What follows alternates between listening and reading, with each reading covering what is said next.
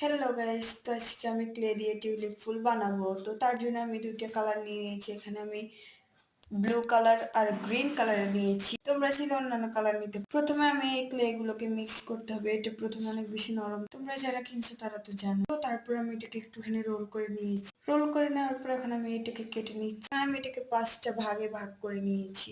করে নেওয়ার পর এখন আমি এগুলোকে গোল গোল শেপ দিয়ে দিচ্ছি। গোল গোল শেপ দেওয়া তো সবাই জানো, এটা আর দেখাতে হবে না তোমাদের। তো সবগুলোকে গোল গোল করে নেওয়ার পর এখন আমি সবগুলোকে রেখে দিচ্ছি টেবিলের উপরে, যে এই জায়গাটা ফ্লাওয়ার বানাবো। তো এখন পর্যন্ত তো সবাই এই ফ্লাওয়ার বানানোর ভিডিও দেখে ফেলেছো।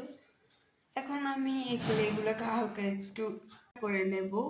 তো প্রথমে আমি এটাকে শেপ দিয়ে দিচ্ছি। এটা ভিতরে যে কলির মতো সেটা হবে, আর চারপাশে আমাদের ভাবে চ্যাপটা করে বানিয়ে নিচ্ছিলাম। তো পাপড়িগুলো আমি পুরোপুরি সবগুলো দেখাতে পারলাম না, আমি সবগুলো অফ ক্যামেরায় বানিয়ে নিয়েছি। সবগুলো দেখানো তো সম্ভব না, তাই তোমরা কে কে টিউলিপ ফুল বানানোর প্রসেস দেখেছো আমাকে কমেন্ট করো। আর নেক্সট টাইম কি বানাবো তাও জানাবে। আমি যে ভিতরের অংশটা বানিয়েছি সেটার উপর দিয়ে আমি এভাবে পাপড়িগুলোকে লাগিয়ে দিচ্ছি। তোমরা তোমাদের মন মতো লাগিয়ে দিতে পারো। আমি প্রথমে 5টা পাপড়ি বানিয়ে নিয়েছি, কিন্তু আমার পরে অনেকগুলো লেগে, আমি গণিনি তাই আমি জানি না, অনেকগুলো লেগেছে।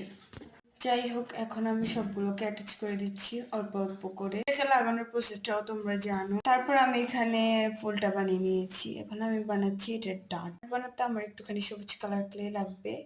ক্লেটাকে আমি হাতের সাহায্যে না একটুখানি টাফ করে নেবো, একটুখানি হার্ড করে ফেলবো, কারণ এটা অনেক বেশি নরম হয় তাই।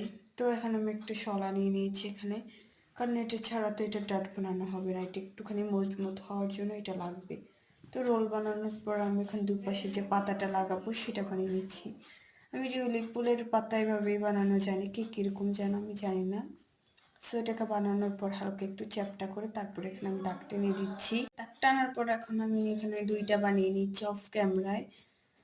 তো বানিয়ে নেওয়ার পর এখন আমি এগুলো সবগুলোকে একসাথে অ্যাটাচ করে দেবো। প্রথমে আমি ফ্লাওয়ারটাকে অ্যাটাচ করেছি।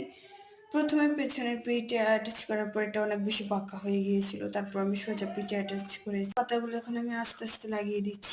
লাগানোর পরে এটাকে এখন দেখতে কেমন লাগছে তোমরা আমাকে কমেন্টস করবে, আর নেক্সট তোমাদের মতামতটি জানিয়ে দেবো। গাইস বাই বাই, আজকে পর্যন্তই। কেমন হলো জানাবে।